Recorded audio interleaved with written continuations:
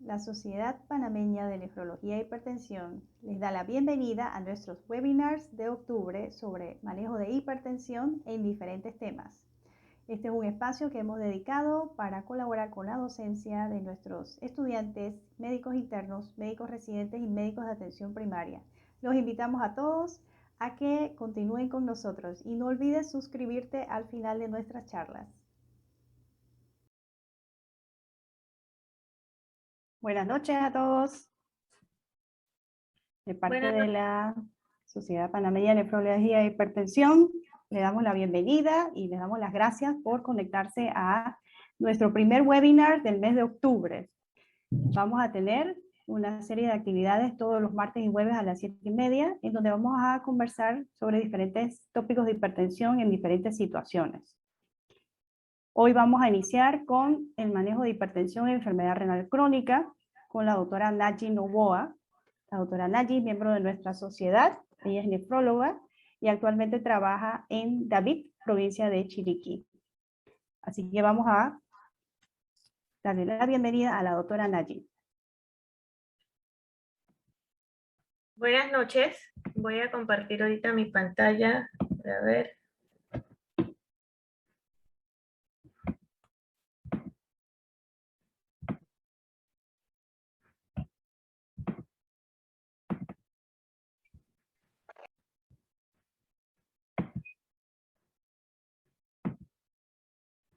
Ok, ¿está todo? ¿Los pueden ver todos?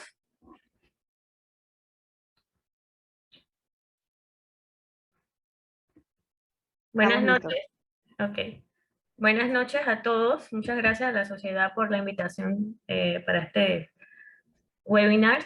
El tema de hoy es hipertensión en enfermedad renal crónica y vamos a hablar un poco acerca de cómo se interrelacionan estas dos patologías. La enfermedad renal crónica y la hipertensión arterial se relacionan de manera bidireccional de forma compleja. Y definiendo cada una de ellas, pues vamos a hablar de que la enfermedad renal crónica es una anormalidad en la función y estructura del riñón que permanece por más de 3 meses. Es un gran problema de salud debido a sus consecuencias económicas y sociales. Es un factor independiente de riesgo cardiovascular muy importante.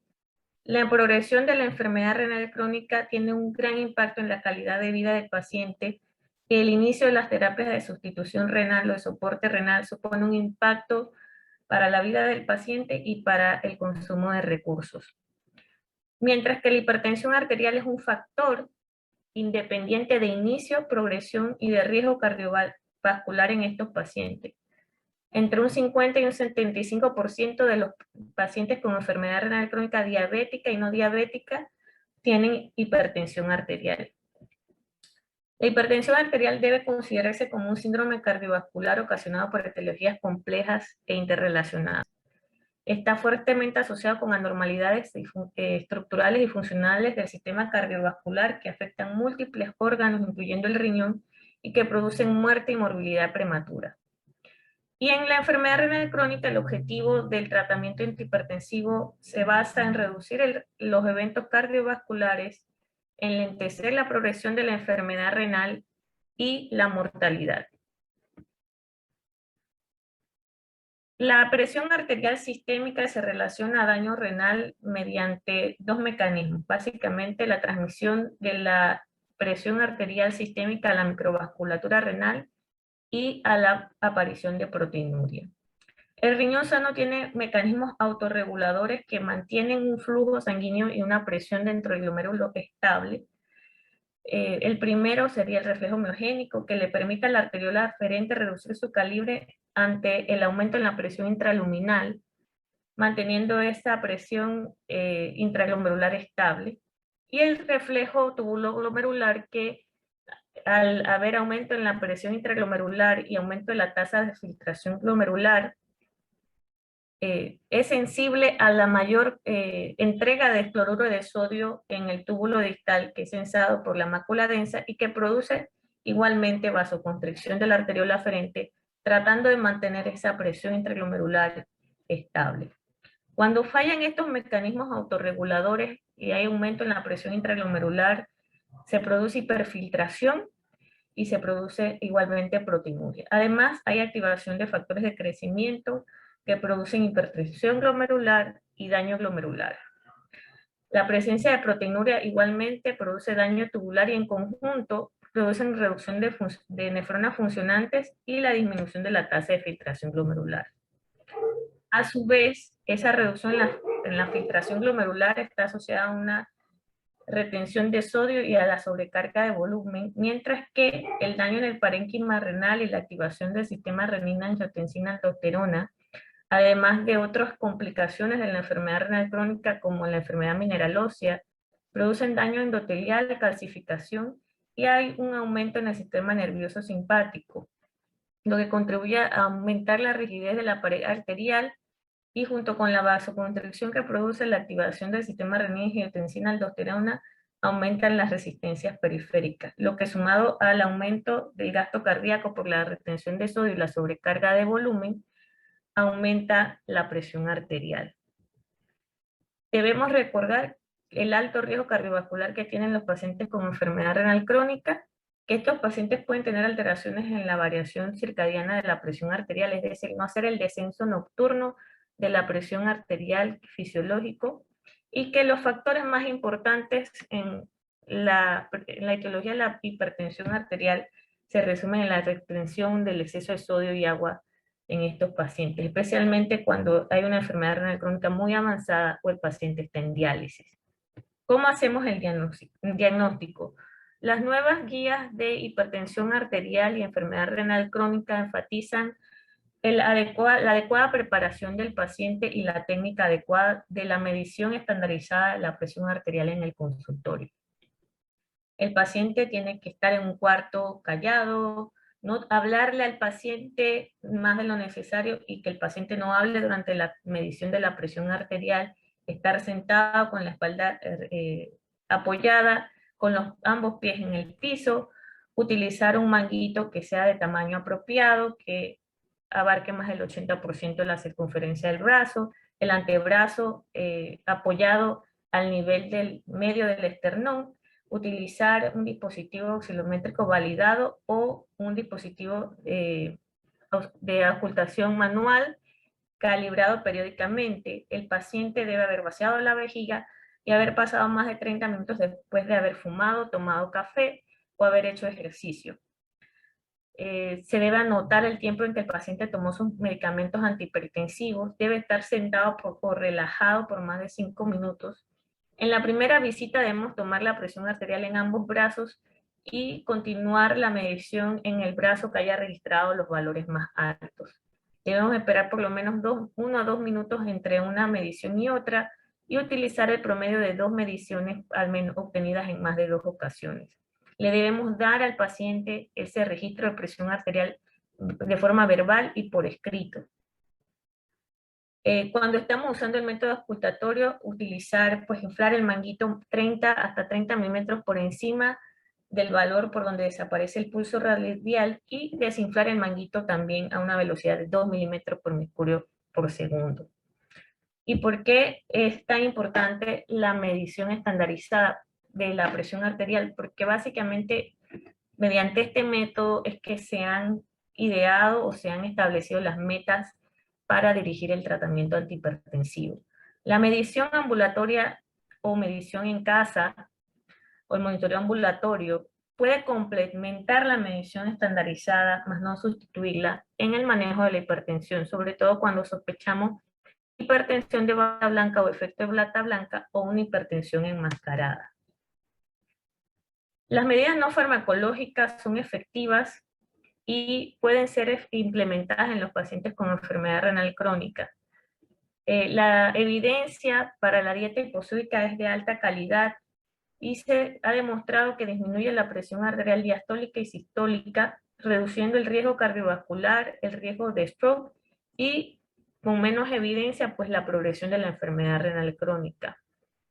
Aunque la evidencia de enfermedad renal crónica no sea contundente, sí hemos evidenciado que la dieta hipersódica aumenta la proteinuria, aumenta la expresión de marcadores inflamatorios y produce hipertrofia glomerular incluso en ausencia de hipertensión arterial. También debemos recordar que el beneficio renal y cardiovascular de fármacos como los inhibidores del sistema renina, angiotensina, aldosterona, mejoran si se acompañan de dietas hiposódicas versus dietas hipersódicas. En la población general, su efecto beneficioso se ha visto a mayor presión arterial y reduce la necesidad de medicamentos, de aumentar dosis y de los efectos adversos. No se debe aplicar esta medida en pacientes con nefropatía perdedora de sal y hay que tener especial cuidado, por ejemplo, en implementar dietas tipo DASH o utilizar sustitutos de sal que contengan potasio, ya que no pueden ser apropiados en pacientes con enfermedad renal crónica avanzada, hipoaldosteronismo hiporreninémico o en condiciones en que la excreción de potasio pueda estar alterada. Se sugiere que en los pacientes hipertensos con enfermedad renal crónica se realice actividad física de moderada intensidad por un periodo acumulado de 150 minutos por semana, como mínimo, a un nivel que sea compatible con la tolerancia física cardiovascular de estos pacientes. Aunque no hay estudios aleatorizados o controlados en esta población en específica, la evidencia que existe en la población general de la reducción de presión arterial, la mejora en disglicemia y el beneficio cardiovascular se puede trasladar a la población con enfermedad renal crónica, en la que sí hay estudios cortos y observacionales, en la que la actividad física produce disminución del peso y mejora en el componente mental de los scores de calidad de vida. Y según haya o no fragilidad, comorbilidades como la disfunción cognitiva, riesgo de caídas o el riesgo de efectos adversos, se propone que la mayoría de los pacientes se van a beneficiar del intento o del esfuerzo de realizar algún tipo de actividad física, aunque no lleguen a las metas sugeridas por esta recomendación. Otras intervenciones en el estilo de vida como que han funcionado en la población general, como la pérdida de peso en el paciente obeso con sobrepeso, la disminución de la ingesta de alcohol en grandes bebedores o la implementación de una dieta cardiosaludable, han demostrado la disminución de la presión arterial y en los pacientes con enfermedad renal crónica se pueden implementar siempre que se considere seguro. Sin embargo, no hay evidencia específica en esta población. ¿Cuál es la meta a la que debemos llevar a nuestros pacientes con enfermedad renal crónica? Según las nuevas guías de hipertensión y enfermedad renal crónica, los adultos con hipertensión y enfermedad renal deben ser tratados para obtener presión arterial sistólica menor de 120 milímetros de mercurio, cuando se tolere, y utilizando como medidas la estandarizada de la presión arterial en el consultorio. Hay que recordar que los beneficios y riesgos potenciales pueden variar según las comorbilidades del paciente, la severidad de la enfermedad renal, la carga del tratamiento y la presencia de hipertensión de bata blanca o hipertensión enmascarada. La sugerencia de esta meta de presión arterial se basa en un único estudio aleatorizado, controlado, de alta calidad, en la que se estudiaron más de 9.000 pacientes, 28% de los cuales tenían enfermedad renal crónica en su grupo preestablecido, que se aleatorizaron a dos metas de presión arterial sistólica, menos de 120 y menos de 140. En general, se evidenció que el tratamiento intenso de la presión arterial produce una reducción en los eventos cardiovasculares y en las muertes de cualquier causa.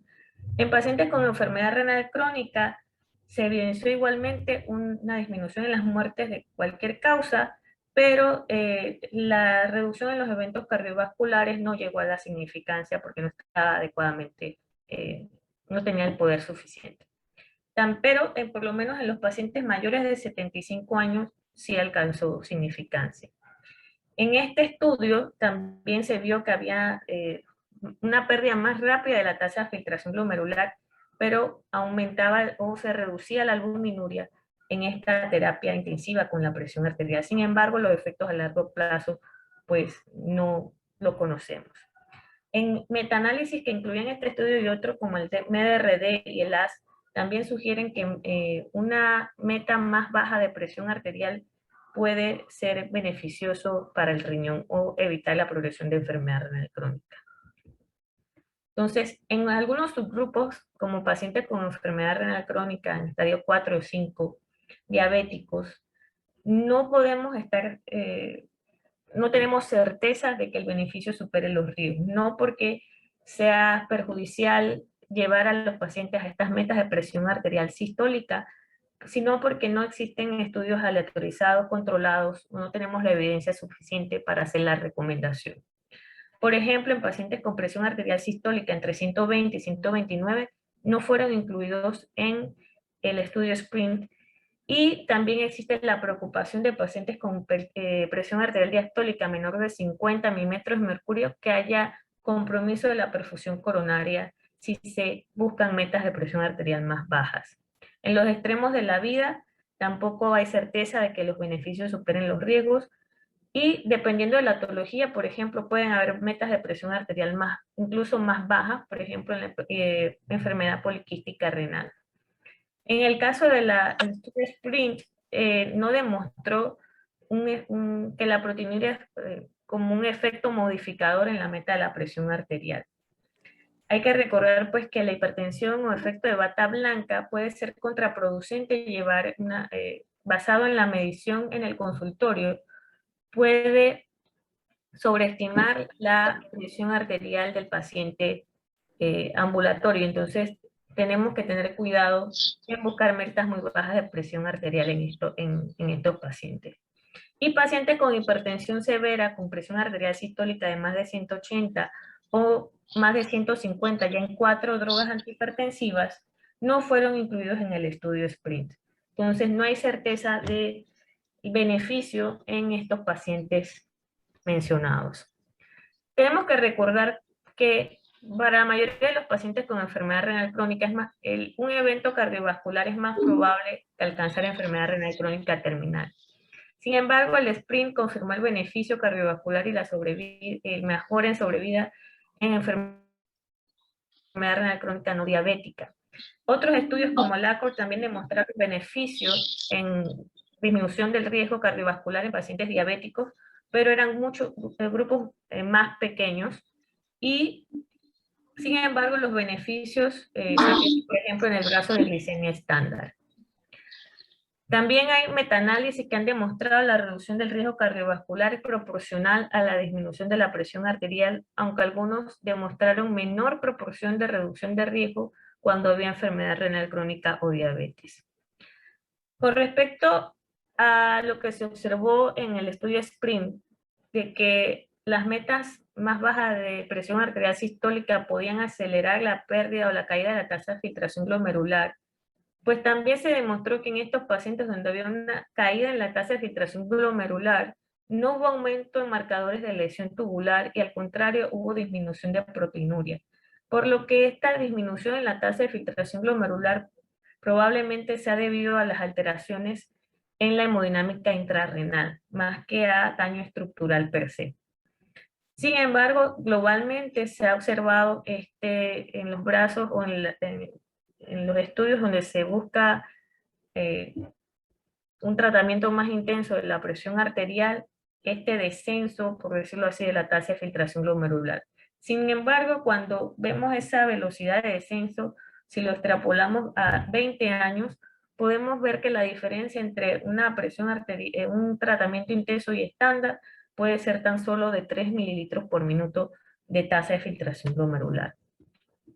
Hay que recordar que estas metas de presión arterial sistólica fueron tomadas en base a medición estandarizada de la presión arterial, y hacerlo,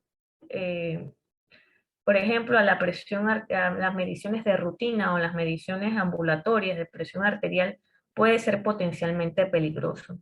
También podemos utilizar un tratamiento menos intenso en pacientes que tienen expectativa de vida limitada o pacientes que presentan hipotensión postural sintomática. Entonces, ¿qué antihipertensivo debemos darle a estos pacientes? Bueno, hay amplia evidencia del beneficio de la inhibición del sistema renina-angiotensina-aldosterona. Como lo mencioné, es uno de los factores que más se involucra en la génesis de la hipertensión arterial y en los cambios estructurales, pero en este caso solo aplicaría a pacientes con enfermedad renal crónica grado 1 a 4, ya que actualmente no hay evidencia del uso de estos agentes de enfermedad renal crónica en estadio 5 como para dar una recomendación. No es que no se deban usar, pero la evidencia de disminución de riesgo cardiovascular, progresión o mejora en la sobrevida, pues no está bien establecido. Y recordar que en la mayoría de estos pacientes que tienen enfermedad renal crónica o hipertensión, que presentan al menos 20 milímetros de mercurio por encima de la meta de presión arterial, necesitan una combinación de varios antihipertensivos, por lo que debemos iniciar con al menos 2 clases de antihipertensivos en el tratamiento de estos pacientes. Como dije, la evidencia para el uso de la inhibición del sistema renina-angiotensina-aldosterona es amplia, en reducción de proteinuria, en reducción de eventos cardiovasculares, en reducción de incidencia y de progresión de la enfermedad renal crónica diabética y no diabética. Entonces, por lo tanto, la recomendación con diferentes grados de evidencia, dependiendo si el paciente es diabético o no, tiene albuminuria moderada o severa, es la de iniciar un inhibidor del sistema renina-angiotensina-aldosterona, un IECA o ARA2 en estos pacientes. Recordar que los estudios se han hecho a dosis máximas aprobadas y toleradas, que deben supervisarse los cambios en presión arterial, creatinina y potasio sérico cada 2 a 4 semanas luego del inicio, aumento en la dosis del fármaco. La hipercalemia secundaria puede ser manejada sin necesidad de reducir o de suspender el medicamento, y podemos continuar la terapia con inhibidores del sistema renina-angiotensina-aldosterona siempre y cuando la creatinina no aumente en más del 30% en las primeras 4 semanas luego del inicio o aumento en la dosis del fármaco. Podemos interrumpir o reducir la dosis si se presenta hipotensión sintomática, hipercalemia refractaria o síntomas urémicos con falla renal. Se recomienda evitar la combinación de IECA o ARA2 e inhibidores directos de la renina en pacientes con enfermedad renal crónica con o sin diabetes, es decir, el doble bloqueo. Más que todo, porque hay estudios desde el 1999 que demuestran que evalúan monoterapia versus el doble bloqueo del sistema renina-angiotensina-aldosterona, y todos favorecen la monoterapia por el riesgo de hipercalemia y de la caída de tasa de filtración glomerular. Otras clases de antihipertensivos como los betabloqueadores tienen indicaciones claras como la angina pectoris, postinfarto agudo del miocardio, en falla cardíaca. Los diuréticos, sobre todo el beneficio es en pacientes con sobrecarga hídrica, es muy común, pero recordar que pueden perder efectividad conforme disminuye la tasa de filtración glomerular, especialmente los diuréticos de tipo tiacida, por lo que a veces hay que hacer cambios a diuréticos de ASA. Los calcioantagonistas no dihidropiridínicos añaden el beneficio de disminuir proteinuria, y los antagonistas de receptores de mineralocorticoides utilizarse como cuarta línea en hipertensión resistente, pero con el riesgo de hipercalemia y reducción de tasa de filtración glomerular.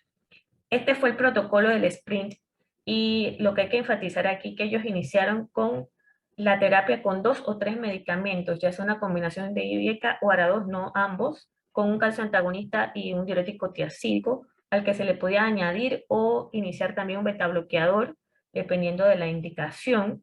Se monitorizaba mensualmente a los pacientes, y si mantenían presión arterial sistólica arriba de 120, se añadía terapia que no estuviera ya en uso, es decir, otra clase de antihipertensivos.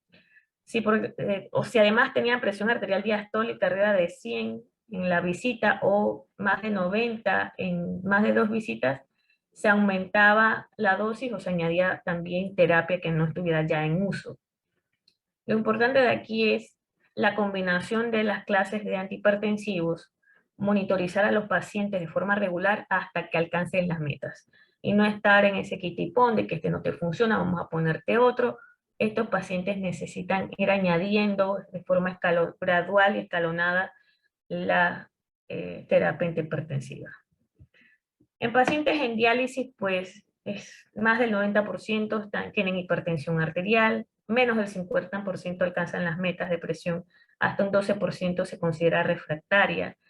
Hay que tomar en cuenta los cambios dinámicos en el volumen intravascular. El monitoreo ambulatorio y monitoreo en casa se correlaciona con daño a órgano blanco y los eventos clínicos adversos y nos pueda ayudar a guiar la terapia. También hay que monitorizar y ajustar el peso seco, o es el peso que decimos por debajo del cual el paciente puede presentar hipotensión, o por arriba del cual el paciente está hipertenso.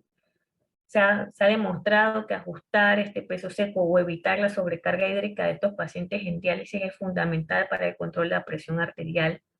Pero también tenemos que tomar en cuenta que la polifarmacia y la carga a la salud de la terapia de soporte renal puede afectar la adherencia a las medidas farmacológicas y no farmacológicas en estos pacientes.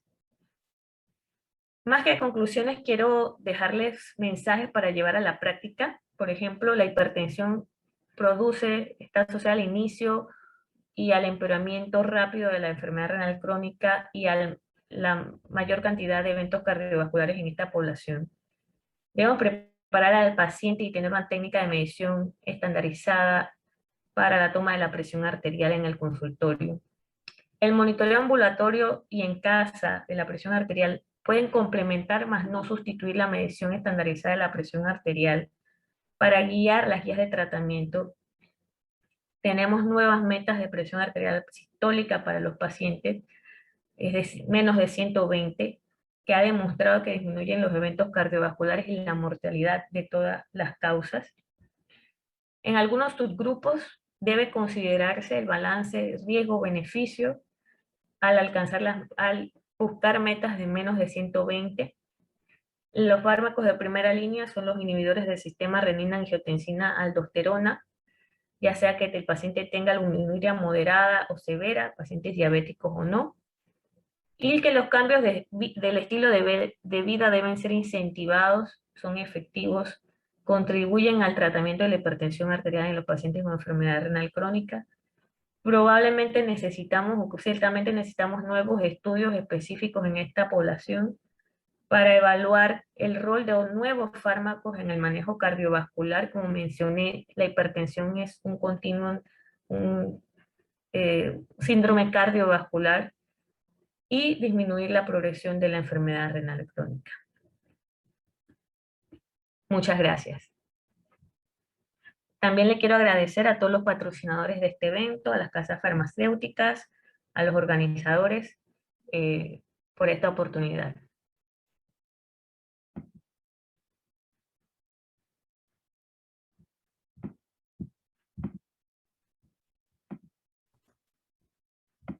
Buenas noches.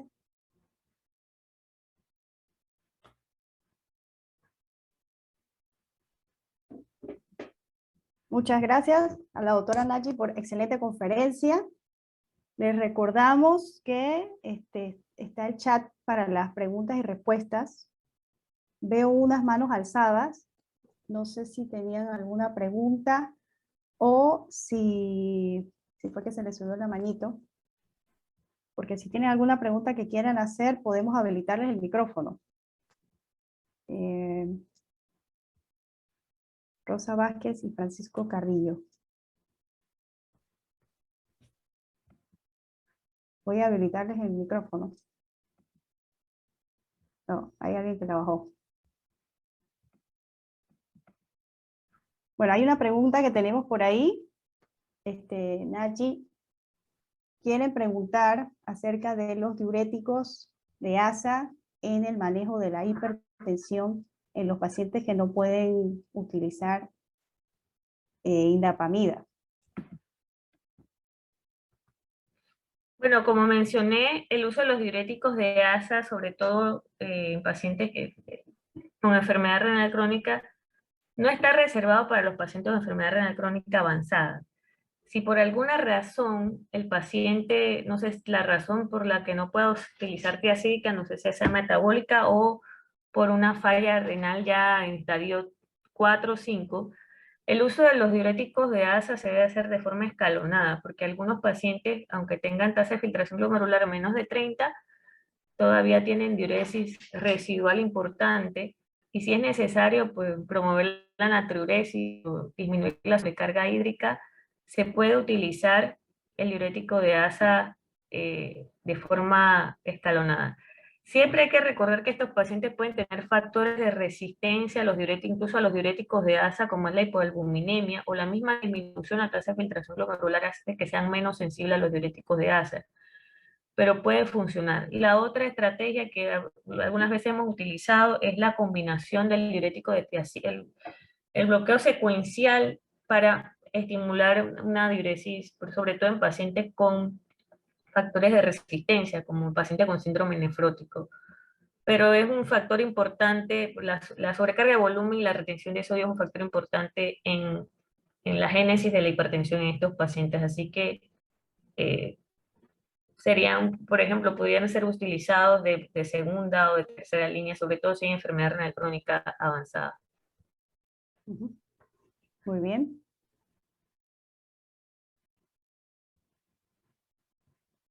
Vamos a ver alguna otra pregunta por ahí. Recuerden que pueden escribir en el chat por si tienen alguna duda. Estos temas que queremos presentarles son muy importantes porque, como saben, pues la enfermedad renal crónica es una enfermedad de alta prevalencia. Son enfermedades no comunicables, pero son enfermedades de alta mortalidad. Entonces nos interesa mucho en el tema de prevención que todos puedan manejar vasta información porque son pacientes que pues a los médicos les da temor manejar, ¿no? Y es muy importante todo lo que dijo la doctora Novoa sobre las metas de hipertensión en nuestros pacientes y sobre la toma de presión en el consultorio. Doctora, hay una pregunta por aquí. ¿Qué tal con los pacientes de hipertensión de bata blanca? ¿Cómo hacemos cuando ellos dicen que se ponen nerviosos? ¿Pueden traer su toma de presión de la casa o del centro de salud? Es importante, uno, explicarle al paciente la metodología de la toma de presión. Todo lo que hemos conversado acerca de la medición en el consultorio, ellos lo deben hacer en su casa. Usualmente uno les dice que les traigan anotado por lo menos una semana antes de la próxima consulta médica y uno puede verificar con ellos los valores, las diferencias en valores de presión arterial. Lamentablemente todos los estudios se han hecho en base a las metas de presión arterial sistólica en el consultorio.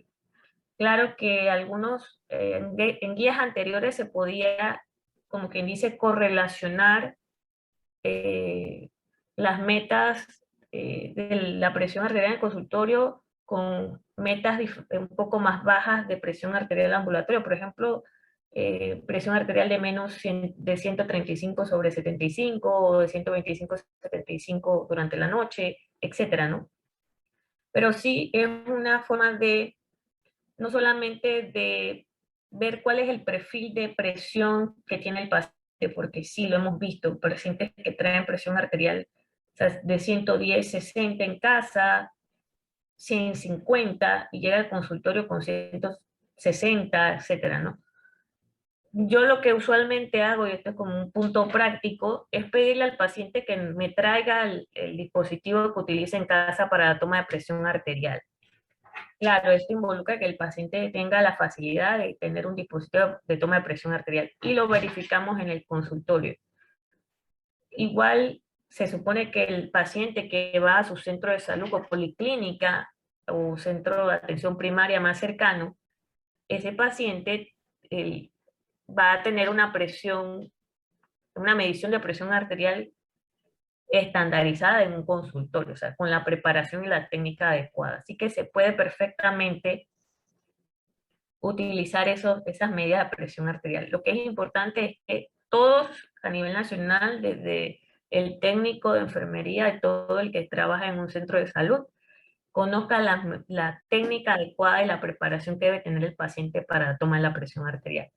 Porque sí hay un perfil de ese efecto de bata blanca, porque de repente, por lo menos a los nefrólogos nos pasa, el paciente ya dice, doctora, es que pensé que me iba a mandar para diálisis, y es muy frecuente el temor. Ya les digo, bueno, mire, ya llevamos 2 visitas, después la tercera, o me trae el aparato de la presión arterial, o no le voy a creer eso de que se me pone nervioso. O sea, hacemos un reporte con el paciente y en teoría lo que nos dicen las guías es que la hipertensión de bata blanca luego de la tercera o la cuarta visita con el médico de cabecera hay que investigarla, o sea, hay que hacer un poquito más juicioso con el control de la presión arterial. Muy bien, tenemos otra pregunta. ¿Cuándo vamos a referir al nefrólogo al paciente con hipertensión severa? Bueno, esa es buena pregunta, porque nosotros usualmente definimos hipertensión arterial refractaria, pacientes que tengan más de 4 medicamentos, hipertensión arterial sistólica más de 50, y de esos 4 medicamentos incluyamos un diurético. No necesariamente, más que todo la referencia es para buscar causas secundarias de hipertensión como hipertensión renovascular. Eh, pero vemos muchos pacientes que ya tienen hipertensión arterial refractaria con algún grado de enfermedad renal crónica, ¿no? Tasa de filtración glomerular debajo de 60 o albuminuria en más de 300, proteinuria importante. Entonces, usualmente, a ver, no sé, acá en Chiriquí estamos igual, estamos casi que igual, tenemos menos cardiólogos que nefrólogos. Allá en Panamá, a veces en las provincias centrales de repente están a la inversa. Algunos los reciben los cardiólogos, nos los refieren, algunos nos los recibimos nosotros, incluso se los mandamos al vascular porque encontramos que hay estenosis de arteria renal. Pero más que todo es cuando ya tenemos el diagnóstico de enfermedad renal, de hipertensión refractaria, que sospechamos de una causa renovascular o de enfermedad renal crónica. Y yo pienso también que hay que hacer más énfasis en la adherencia al tratamiento. Cuando uno le pregunta al paciente cuántos medicamentos te estás tomando, te los estás tomando, algunas veces por temor dicen, sí, yo me los tomo, pero usted me mandó 2, yo me tomo 1 porque tengo tal o cual efecto adverso. Hay que insistir un poquito en el interrogatorio acerca de la adherencia, es una de las principales causas de la mal llamada hipertensión refractaria. Así que, o también el estilo de vida, la dieta, el sedentarismo, pueden corregir, por ejemplo, la apnea del sueño, son factores que pueden estar incidiendo en el mal control de la presión arterial. Es correcto, la adherencia es muy importante. Tenemos otra pregunta. ¿Riesgos o beneficios del uso conjunto de perindopril y irbesartán en pacientes con enfermedad renal en hipertensos? Bueno, eso es lo que llamamos el doble bloqueo del sistema renina-angiotensina-aldosterona. Creo que conté más de 20 estudios en la revisión que había desde el 1999. Todos favorecen la monoterapia. Recordar que es la monoterapia el efecto beneficioso se ha visto a dosis máximas aprobadas y toleradas. O sea que darle una perindopril y una irbesartán puede aumentar el riesgo de hipercalemia, sobre todo en pacientes con enfermedad renal, y de disminución de la tasa de filtración glomerular por los efectos de la hemodinámica intrarrenal. En algunos pacientes muy seleccionados se ha utilizado para la disminución de proteinuria de pacientes con proteinuria masiva, y en algún momento las guías recomendaron el doble bloqueo, pero en las nuevas guías está básicamente contraindicado. Ya tenemos muchos otros fármacos que hemos visto que disminuyen proteinuria sin necesidad de utilizar el doble bloqueo del sistema renina-angiotensina-aldosterona. Es correcto. Muy bien, no veo más preguntas. Aquí hay otra pregunta. Vamos a leerla.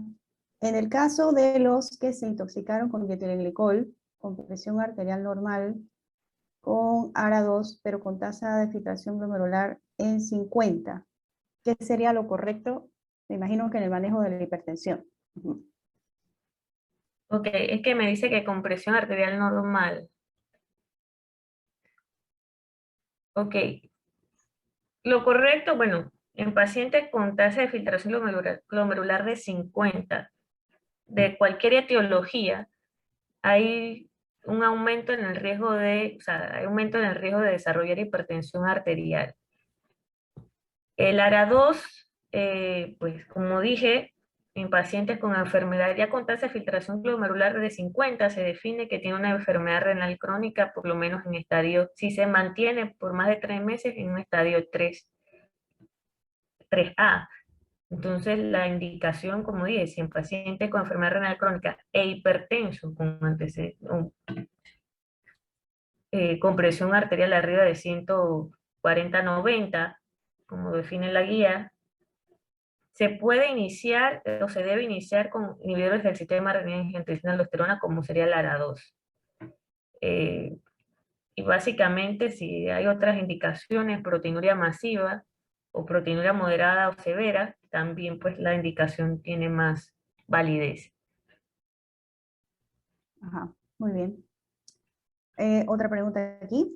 Usualmente el enfermo renal crónico con hipertensión arterial sistólica aislada de más de 160, que toma 3 o 4 antihipertensivos, son de difícil manejo. ¿Cuál sería la meta para ellos y cuál sería la combinación más recomendable?